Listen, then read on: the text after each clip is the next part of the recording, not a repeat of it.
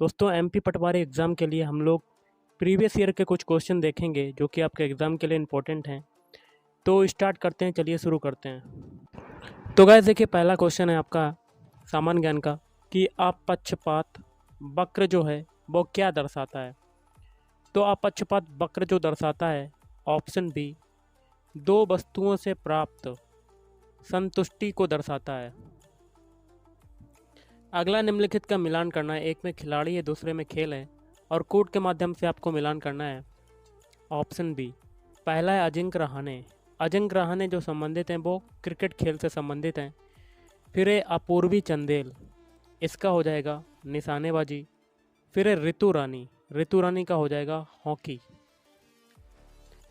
अगला है भारतीय संविधान में न्यायिक पुनरावलोकन का प्रावधान किस संविधान देश के संविधान से लिया गया है। तो ये लिया गया है संयुक्त राज्य। अगला क्वेश्चन है, कोई व्यक्ति भारत के राष्ट्रपति के पद पर कितनी बार चुना जा सकता है। तो ये हो जाएगा ऑप्शन डी, कोई सीमा नहीं है। 17 दिसंबर 1927 को जॉन सैंडर्स की किसने हत्या कर दी थी। तो ऑप्शन ए, भगत सिंह ने कर दी थी हत्या। नेक्स्ट है, सरदार वल्लभ भाई पटेल खालिस्तान के अग्रणी थे। तो किसके अग्रणी थे। ऑप्शन सी, बारडोली सत्याग्रह। अगला है, किस प्रकार के वन मुख्यतः शैवालों तथा काई से बने होते हैं। तो ये बने होते हैं ऑप्शन बी, टुंड्रा वन। निम्नलिखित में से किसका दैनिक तापमान में अंतर सर्वाधिक होता है। तो ऑप्शन ए, मरुस्थल डेजर्ट। निम्नलिखित में से किस विटामिन की कमी के कारण रतौंधी होती है। ऑप्शन डी, विटामिन ए की कमी के कारण। मानव हृदय का दाहिना भाग खालिस्तान रक्त प्राप्त करता है। तो ऑप्शन बी, अशुद्ध रक्त प्राप्त करता है। निम्नलिखित में से कौन मानव शरीर की विशालतम ग्रंथि है। तो ऑप्शन बी, जिगर। द्रव चालित लिफ्ट किस सिद्धांत पर कार्य करती है। तो ऑप्शन बी, पास्कल के सिद्धांत पर कार्य करती है। किस तापमान या डिग्री सेल्सियस में या पर सेल्सियस तथा फ़ारेनहाइट स्केल पर अंकीय मान समान हो जाते हैं। तो ऑप्शन ए, -40। MICR के आज संक्षिप्त रूप में आई का क्या अर्थ होता है। ऑप्शन सी, स्याही या कह सकते हैं इंक। ठोस अवस्था से सीधे गैसीय अवस्था में परिवर्तन की प्रक्रिया को क्या कहते हैं। तो ये कहते हैं ऑप्शन सी, उत्सादन। अगला है कांसा, जिसको ब्रॉन्ज कहते हैं। मिश्र धातु का मुख्य घटक कौन से हैं। तो ऑप्शन बी, तांबा तथा रागा। निम्नलिखित में से कौन सा उड़न राग का कारण है।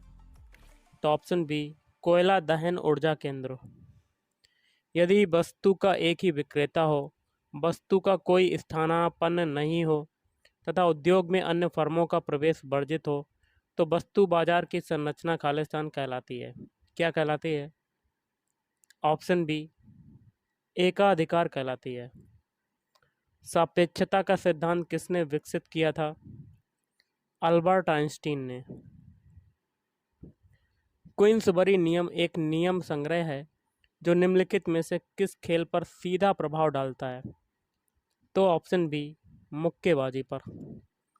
निम्नलिखित में से कौन एक विशिष्ट चित्रकार है। Option C, Amrita Shergil. अल्पकालीन औसत लागत वक्र खालिस्तान आकार के होते हैं। ऑप्शन ए, यू आकार के होते हैं। Hema Malini beyond the dream girl किस लेखक अथवा लेखिका द्वारा लिखी गई है। तो ऑप्शन सी, राम कमल मुखर्जी। विदेशी अधिकार क्षेत्र भारत के संविधान की 7वीं अनुसूची में दी गई खालिस्तान सूची में सूचीबद्ध है। ऑप्शन ए केंद्रीय। और एक पुराना क्वेश्चन है, 19वां सार्क सम्मेलन नवंबर 2017 में होना तय हुआ था, परंतु वह स्थगित हो गया था। कौन सा देश उसका मेजबान था? तो ऑप्शन डी पाकिस्तान। कि मैथ के कुछ क्वेश्चन है, जिसमें पहला क्वेश्चन है, दो संख्याओं का योग आपको दिया हुआ है, कितना है?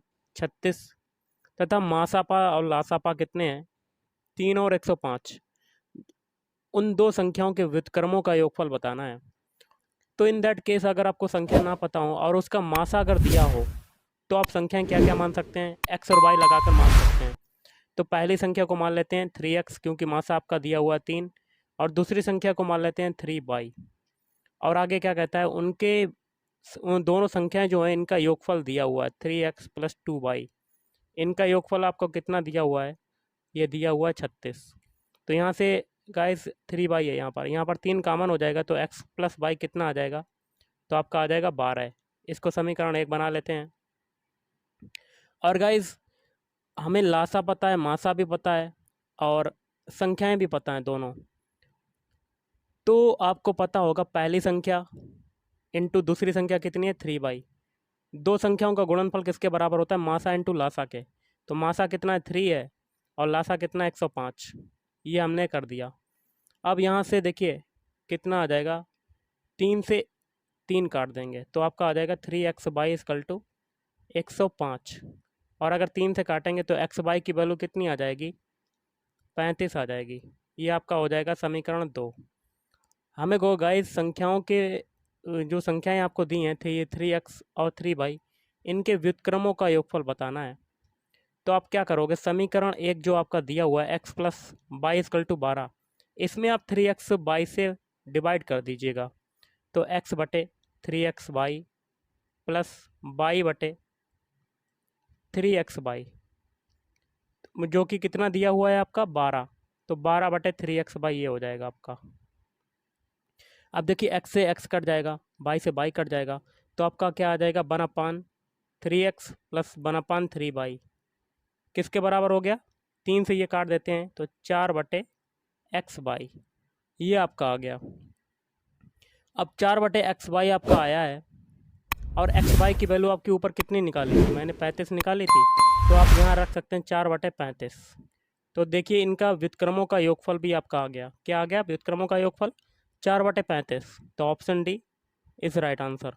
गाइस आपका अगला क्वेश्चन है, एक त्रिभुज के 3 कोण आपके दिए हुए हैं, 3:4:5 में दिए हुए हैं, तो कोण कितने अंश के हैं ये बताना है।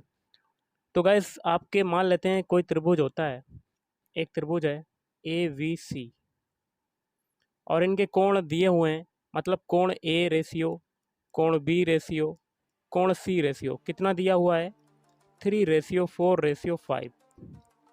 अब यहाँ पर कोण A की वैल्यू निकालिए। हमें पता है कि त्रिभुज के तीनों कोणों का योगफल कितना होता है? टोटल 180 होता है।